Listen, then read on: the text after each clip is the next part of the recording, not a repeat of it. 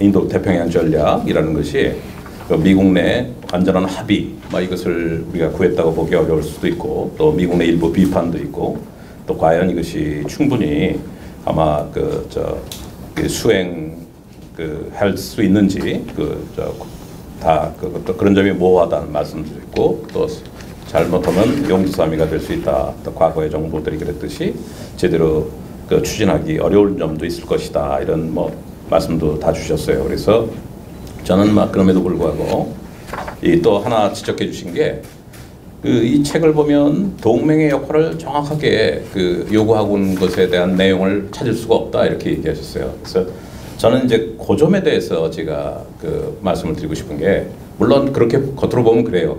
그러나 저는 굉장히 중요한 전략서고, 이 부분에서 충분히 우리가 인투이션 이걸 통해서 읽어낼 수 있다. 우리가 해야 될 일이 뭔지를 찾아낼 수 있다. 저는 그렇게 봅니다.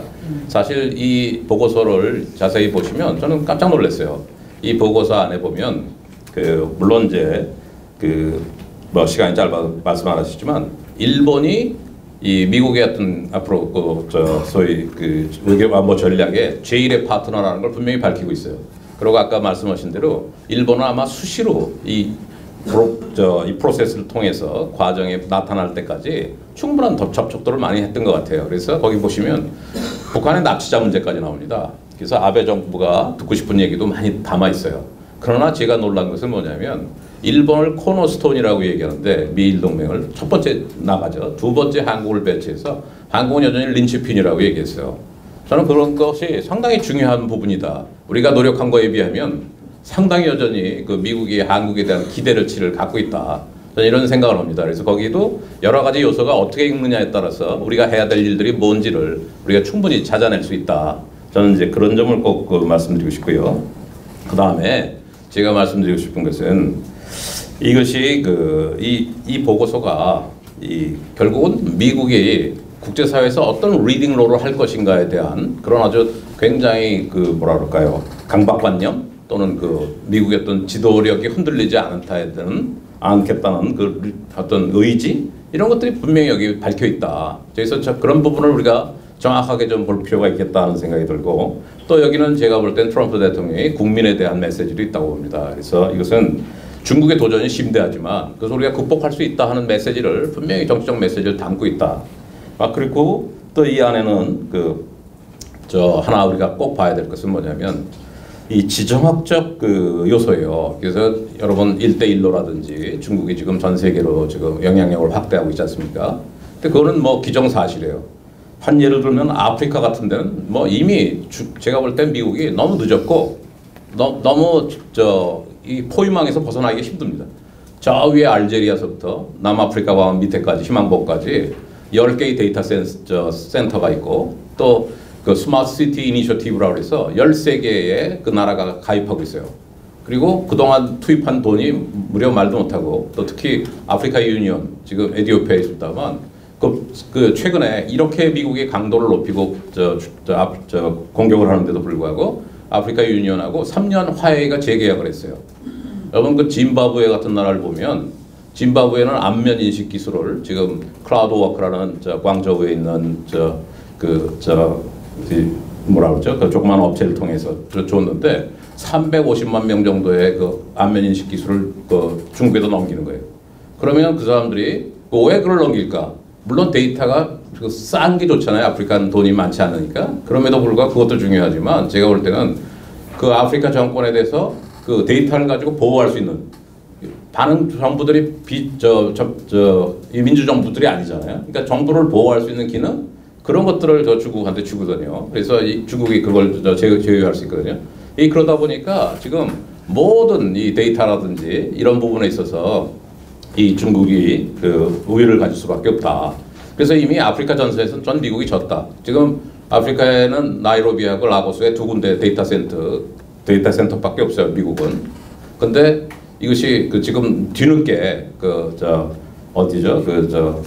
지금 모잠비크에 빌드 액트라고 해서 아까 우주영혁 박사님이 얘기했죠. 아주 predatory landing이라고 했는데, 그거를 비판하면서 미국이 뛰어들어서 지금 10월 달에 600억 불을 투자해서 우리 미국의 자본은 그렇게 수탈적이지 않다고 그래서 이제 만들었대. 11개 국가가 참여한다 그러지만 제가 볼 때 이미 포위망에 졌다, 미국이.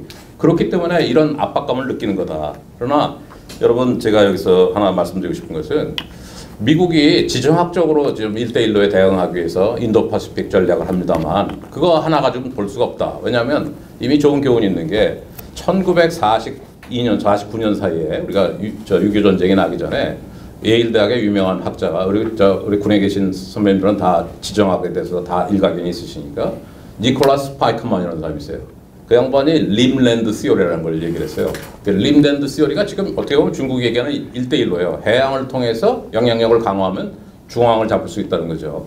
근데 그때 많은 비판을 받았어요. 왜 그러냐면 핵이 개발되는데 그 다음에 해군력만 가진 그 알프레드 만식의 주장이 아니라 이제는 공중우세가 있는데 도대체 이게 무슨 얘기냐는 얘기 때문에 그때 많이 비판을 받았는데 저는 지금 그대로 왔다고 생각해요. 지금 우리가 겪고 있지만 핵 문제가 정점에 다다랐어요. 그렇죠?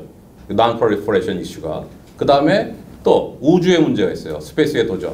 근데 이것들이 다 기술 패권으로 연결됩니다. 그래서 이것이 아프리카 아까 데이터 얘기를 제가 멀리 돌아서 얘기했지만 거기서 공격을 받기 시작하면 견딜 수가 없어요, 미국이. 그래서 미국이 제일 걱정하는 거는 중국과의 격차를 유지하거나 벌려야 되는데 그것이 데이터가 무너지기 시작하면 중국의 추격을 저지할 수 없다는 게 이제 미국의 생각 같습니다.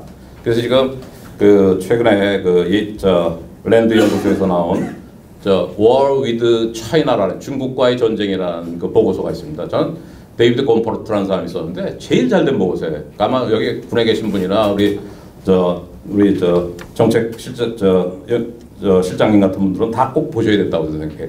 그래서 그 간격을 줄이기 위해서는 어떻게 미국이 노력해야 되는 건데 미국이 그래요. 지금은 아직까지는 유지할 수 있다.